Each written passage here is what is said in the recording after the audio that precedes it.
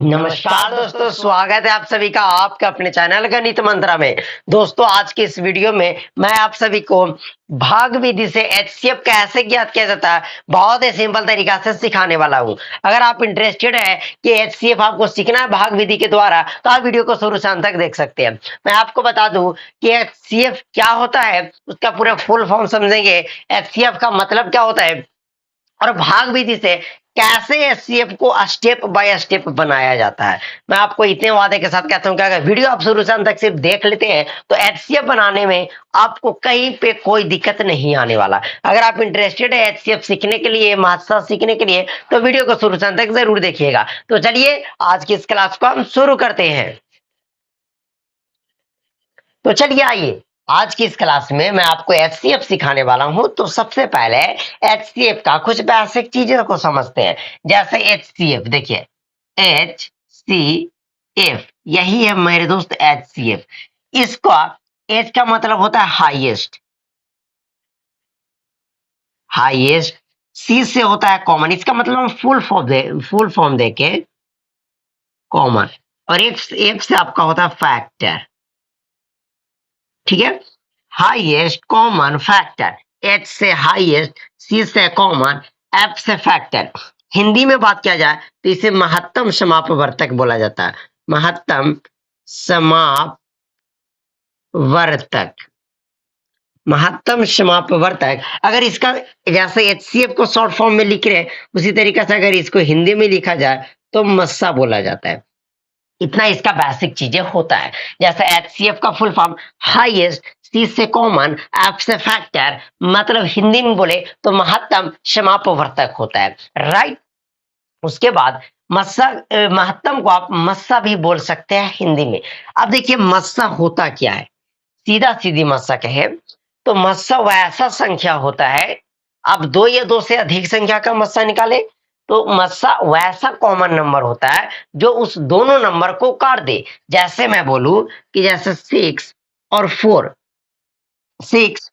को ऐसा कौन सा नंबर है जो दोनों को काट रहा है, तो बोलिएगा कि 6 और 4 को तो एक रैंडम नंबर खोजना है कि आपको 6 को भी काट दे और वो 4 को भी काट दे। बोलिएगा ऐसा है कि 6 और 4 को 2 काट देगा, तो इसका मतलब 6 और 4 का जो एचसीएफ हुआ मेरे दोस्त वो 2 हुआ। एचसीएफ कहने का मतलब कि वह एचसीएफ ऐसा होगा जिससे ये दोनों संख्याएं कटेगी। अगर 2 के बाद अगर 3 भी संख्या है तो भी वो कटेंगी। तो एचसीएफ किसको कहते हैं, जिससे वह पूरी पूरी संख्या कटे, मतलब उसका सबसे लोवेस्ट कॉमन, सबसे मतलब बोले कि पहले इसका हाईएस्ट कॉमन फैक्टर लिखा हुआ, पर ऐसा बिल्कुल नहीं, नाम से नहीं जाना। आपको देखना है कि ऐसी कौन सी संख्या है जो उस दोनों को काट रहा है। अगर वैसे नहीं पता चलता है, चलिए हम इसको निकालने का मेथड समझते हैं, इसका निकालने का विधि समझते हैं कि आखिर एचसीएफ को कैसे ज्ञात किया जाता है। बहुत अच्छे और बहुत ही सिंपल तरीके से मैं आपको सिखाने वाला हूँ। ओके, तो बने रहिएगा वीडियो में शुरू से अंत तक। आइए हम सबसे पहले आप सभी को सवाल के ऊपर लेकर चलते हैं और सवालों से आपको मैं समझाता हूं। ओके, तो आप सभी का पहला सवाल है कि 35 और 40 का एचसीएफ क्या होगा। मेरे साथियों, आप बोलेगा इतना सिंपल आप लिए आखिर क्यों। तो मेरे दोस्त, मैं आप सभी को पहले उस स्टेप पर पहुंचाना चाहता हूं कि कैसे एचसीएफ को ज्ञात किया जाता है। मतलब मैं कहने का मतलब मेरा यह है कि आप सभी को अगर मैं बता दूं कि इस रास्ते पे इस तरीका से चला जाता है तो बस आप चल लीजिएगा, चाहे फिर वो कठिन रास्ता हो या कुछ भी हो। इस तरीका से मैं सबसे पहले आपको ये बताऊंगा कि एचसीएफ कैसे ज्ञात किया जाता है सबसे पहले। तो उसके बाद आप एचसीएफ चाहे लो छोटा रहे या बड़ा, तो आप इजीली उसको कन्वर्ट कर सकते हैं, निकाल सकते हैं। तो सबसे पहला है कि 35 और 40 का एचसीएफ क्या होगा। सबसे पहले आपको क्या करना है, इसमें देखने की सबसे बड़ी संख्या क्या है। तो सबसे बड़ी संख्या देख रहे हैं, तो यहाँ पे हम देख रहे हैं कि सबसे बड़ी संख्या 35 और 40 में है, वो है 40। बस आपको ये देखना है। तो जो बड़ी संख्या रहे उसको आपको बीच में लिखकर इस तरीका से घेर देना है। जब भी आपको एचसीएफ ज्ञात करना रहे तो जो बड़ी संख्या उसको बीच में लिखकर आपको दोनों साइड से घर में इसको टेक देना है। आप बताइए कि सबसे छोटी संख्या कितना है, तो बोलिएगा कि 35 है। अब 35 को आपको लास्ट में लिख देना। अब आपको इससे ऐसा भाग लगाना है कि जो शेषफल बचेगा वो इससे छोटा रहना चाहिए। तो आइए हम भाग लगाते हैं। 35 से कम का 35 लगाएंगे। अब देखिए 0 में से 5 गया 5, सॉरी सॉरी, अब 0 में से 5 तो नहीं जाएगा, एक पैंचा लेंगे मतलब 10 में से 5 गया 5, और ये 3 में से 3 गया कट गया। सबसे पहले जो दो बड़ी संख्याएं रहेगा उसको आपको लिख देना है बड़ी संख्या को बीच में, और छोटी संख्या से उसको भाग देना है। अब शेषफल बच गया तो यहीं से आपको एक और घर इस तरीका से बना लेना है। अब जो यहाँ पे जिससे भाग दे रहे थे उसको यहाँ पे उतार लेना है। अब बताइए 5 से 35, 5 सत्ते 35, अब तो ये पूरा पूरी कट गया। तो जिस स्टेप में पूरा कट जाए, जिस स्टेप में संख्याएं पूरा कट जाए, वहां पे जो काटने वाला यानी जो भाजक होगा वही HCF होगा। मतलब HCF किसका किसका, तो 40 और 35 का जो HCF होगा वो आपका 5 हो जाएगा। ये आपका ये आंसर हो गया।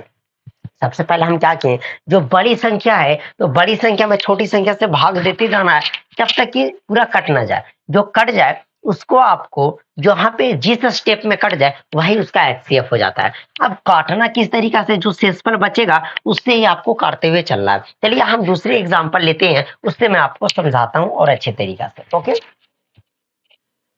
तो आइए अब हमारा अगला सवाल है कि 135 और 255 का HCF क्या होगा। ये क्लास 10th की प्रश्न है, एनसीईआरटी से मैं इससे लिया हूं, आपको ये ना लगे कि हम बड़े बड़े सवाल को नहीं बना सकते हैं। तो आपको बताना है कि 135 और 255 का HCF क्या होगा। आपको हाईएस्ट कॉमन फैक्टर को ज्ञात करना है। मैं क्या बोला कि ये दोनों में सबसे बड़ी संख्या क्या है, तो 135 और 255 में आप बोलिएगा ये जो 255 है ये हमें सबसे बड़ी लग रही है, तो बस इसको आप टेक दीजिए, और छोटी संख्या 135 है तो 135 को इस तरीके से लिख दीजिए।